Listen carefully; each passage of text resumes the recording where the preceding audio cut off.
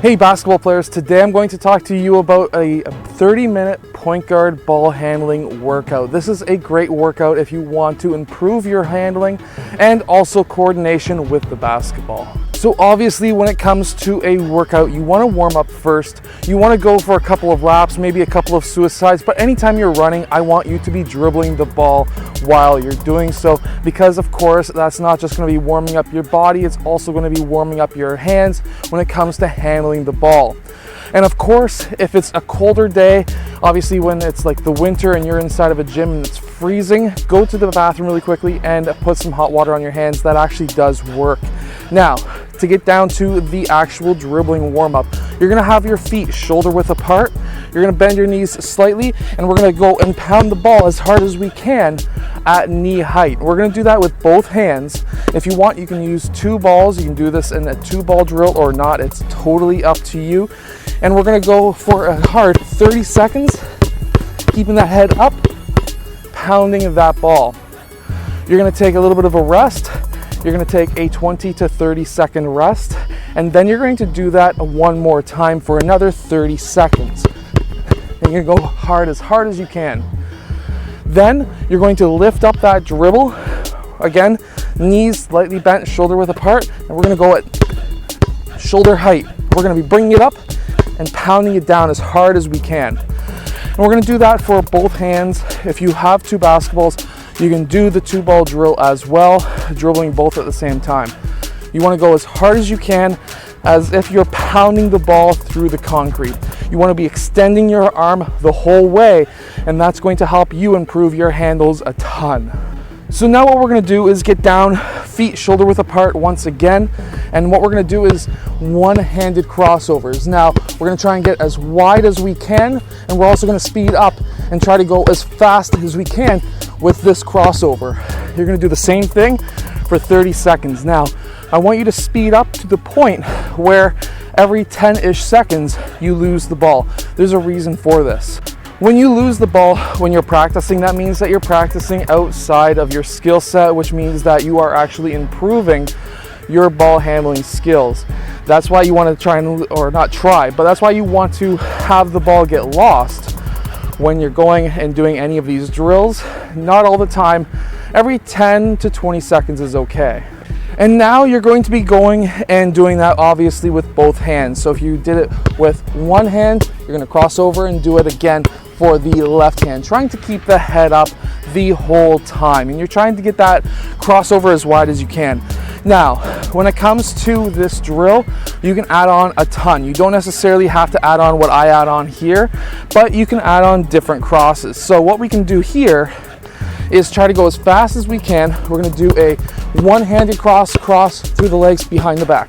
And then you can go cross, and then behind the back, which apparently I screwed up there, but that's okay, I'm talking. And then you can keep on adding on to this drill. And what you want to do is to do 2 sets with each hand of the regular one-handed crossover. And then you want to move on to that one-handed crossover, regular crossover through the legs behind the back. You want to move over to that one and do that at least 2 sets of 30 seconds obviously you're using both hands.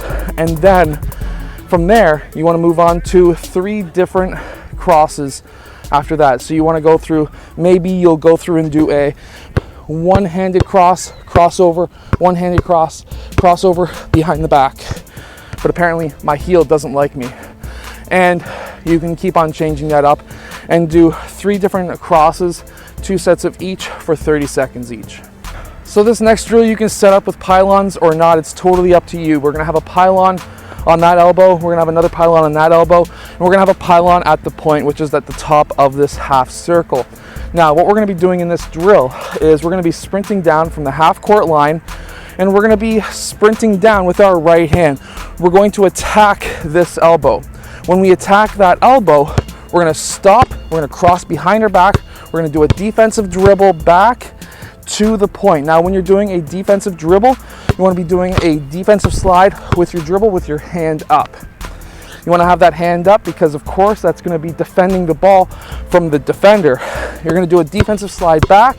You're going to attack this elbow, cross, and then attack the rim for a floater.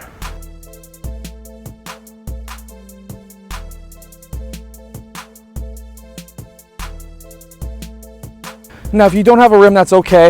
You can still set up 3 pylons, do the exact same drill, and maybe do a pass or a floater against the wall.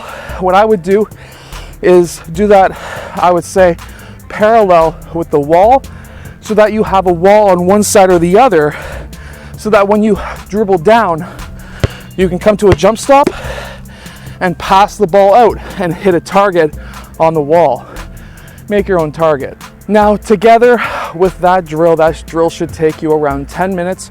You want to do it on each side. Now, you could do 10 made shots or 10 made layups, 10 made target hits, whatever it may be.